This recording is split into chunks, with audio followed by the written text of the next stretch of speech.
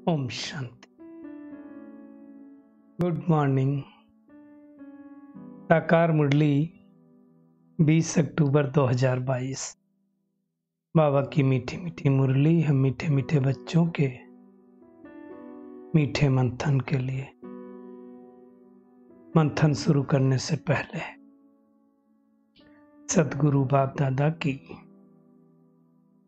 शांति भरी किरणों के नीचे बैठ जाते हैं और अनुभव करते हैं, मैं शांत स्वरूप आत्मा हूं, शांति के सागर की संतान हूं।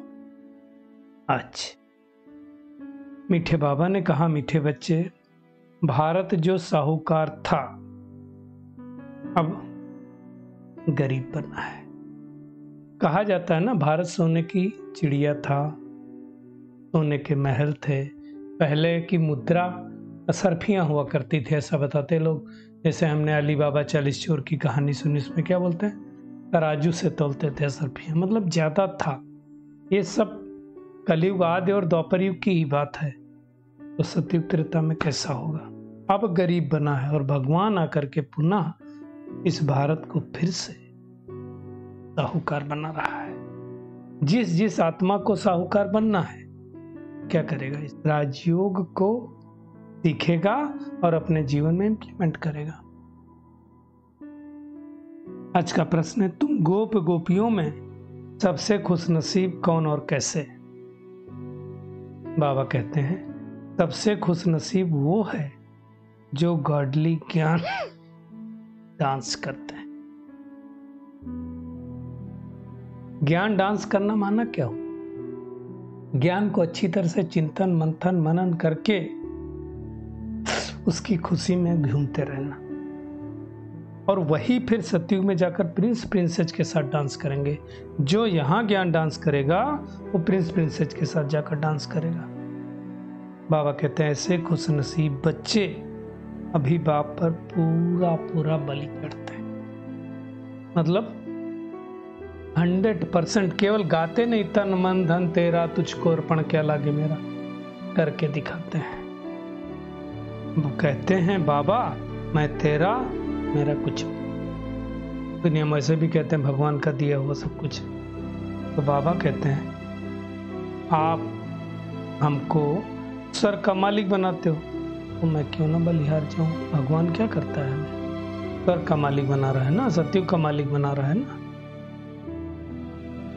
बाबा अब इस सृष्टि पर आकर के स्वर्ग का मालिक बनाता है और साथ साथ धीरज देता है कि हे भारतवासी बच्चे, जो इस समय देवी देवताओं के पुजारी हैं,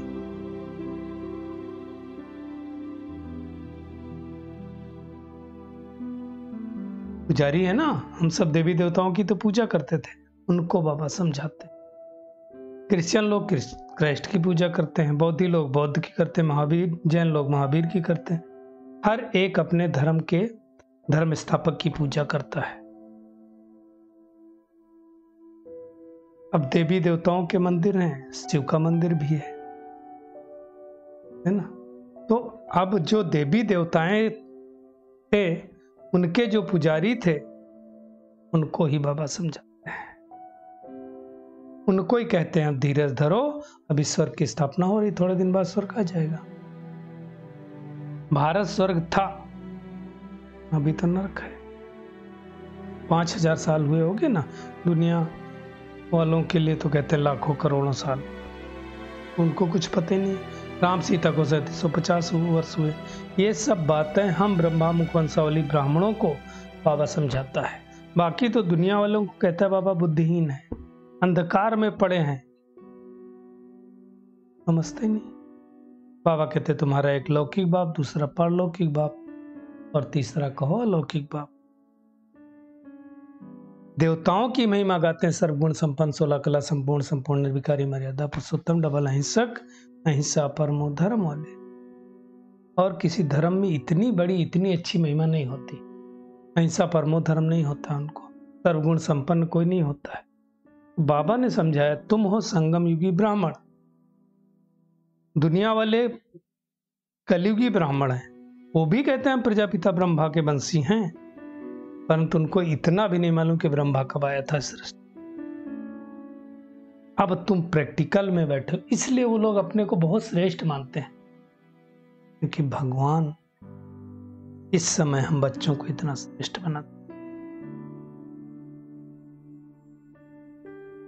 तो ये सारी बातें बाबा के सिवा कोई समझा नहीं सकता। बाबा कहते तुम अभी ब्रह्मा वंशावली ब्राह्मण बने हो, पुजारी से पूज्य बन रहे हो। इसलिए माताओं को बाबा क्या कहते हैं? भारत माता शक्ति अवतार। जगत अम्बा का भी इनकारनेशन मतलब पुनर्जन्म होता है। शिव बाबा ने तो संगम युग में ब्रह्मतन में अवतार लिया, उनका पुनर्जन्म नहीं कहेंगे। बाबा ने हमको अपना बच्चा बनाया। अब बाबा ने बहुत सूक्ष्म बात कही कि परमात्मा जो हम सबका पिता है वो ब्रह्मांड का मालिक है। सृष्टि का मालिक कहेंगे उनको? बाबा कहता नहीं, हम सृष्टि का मालिक नहीं बनते, बनाते जरूर हैं तुम सबको। क्रिएटर है, क्रिएट हमको करता है, तो क्रिएशन का मालिक होना चाहिए। परंतु बाबा कहता है मैं मालिक नहीं बनता, मैं स्वर्ग की स्थापना करता हूँ, तुमको मालिक बनाता हूँ, मैं मालिक नहीं बनता हूँ। इतनी बड़ी बात है। भगवान हमें मालिक बना करके सन्यास में चला जाता है। बाबा कहते हैं मैं रिटायर हो जाता हूँ। और तुम बच्चे सृष्टि के मालिक बनते हो तो ब्रह्मांड के भी मालिक बनते हो। दोनों बातें हैं ना।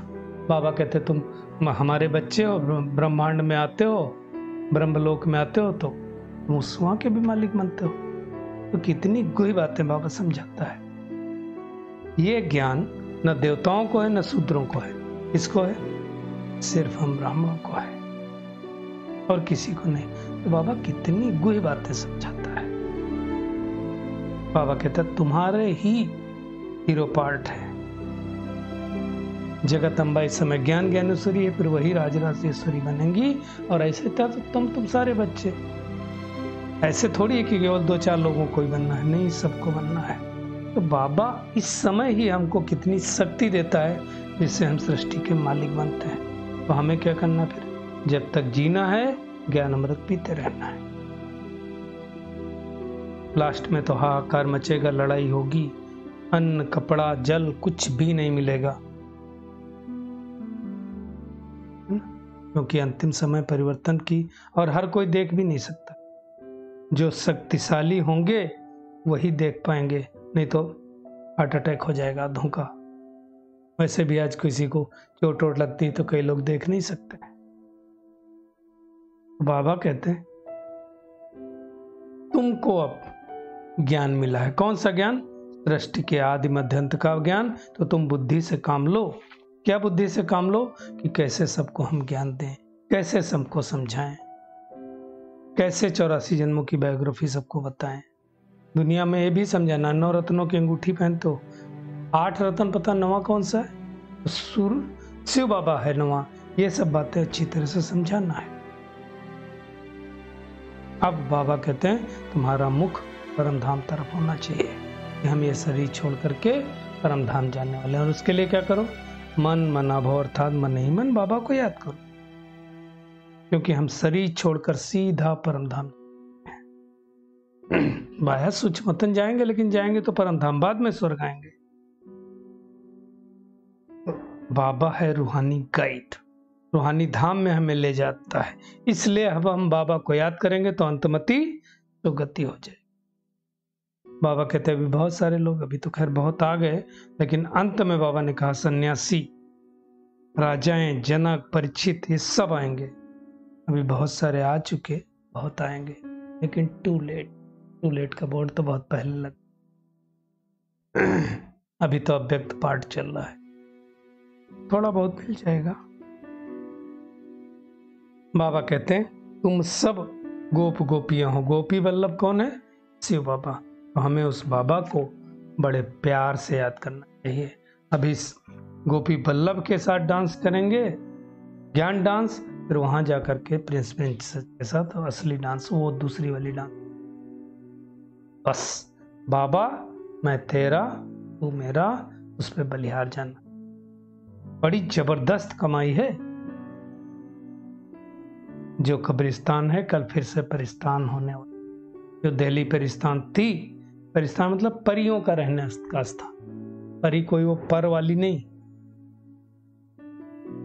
सुख शांति की दुनिया, देवी देवताओं को कहा जाता है ना परियां, ये सब समझने की बात है। तो आज का होमवर्क क्या है? एक तो इस नशे में रहना है कि हम विश्व और ब्रह्मांड दोनों के मालिक बनते हैं, और बाबा के साथ ज्ञान डांस करनी है। फिर हम जाकर के प्रिंस प्रिंसेस बनेंगे।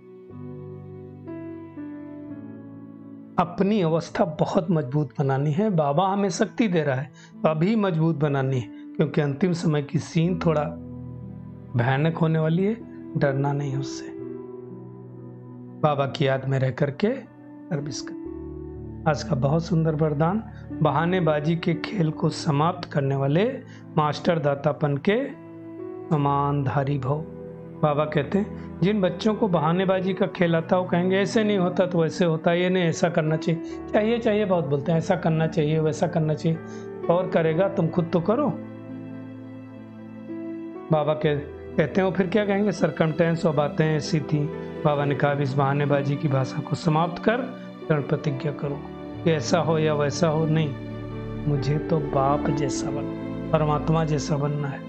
दूसरा सहयोग दे तो मैं संपन्न बनूं, नहीं, मास्टर दाता बन करके दूसरों को सहयोगी देना है। कई लोग बोलते हैं ना एक अच्छे दोस्त की तलाश है। अरे तुम ही अच्छा दोस्त बन जाओ, दूसरे की तलाश पूरी हो जाए। तो दूसरे को स्नेह सहानुभूति देना ही लेना है। इस भावना से मास्टर दातापन के समानधारी बन जाएंगे। स्लोगन है, जब मैं और मेरेपन के भाव से वैराग्य हो तब कहेंगे बे। चलिए परमात्मा किरणों के नीचे बैठ जाते हैं और अनुभव करते हैं मैं आत्मा ब्रह्मांड और विश्व की मालिक बन रही हूँ। तो उस मालिक बनाने वाले पिता को बड़े प्यार से याद करना है। बाबा की याद के द्वारा अपनी स्थिति बहुत मजबूत बनानी। अब मास्टर दातापन के संस्कार को इमर्ज करके अनेक आत्माओं को सुख शांति का दान देते चलना है। मैं और मेरेपन के भाव को समाप्त कर ज्ञान डांस कर, तभी जाकर के हम सतयुग में प्रिंस प्रिंसेस के साथ डांस कर सकें। शुक्रिया मीठे प्यारे बाप दादा, शुक्रिया सभी का इस मीठे मंथन के लिए। ओम शांति।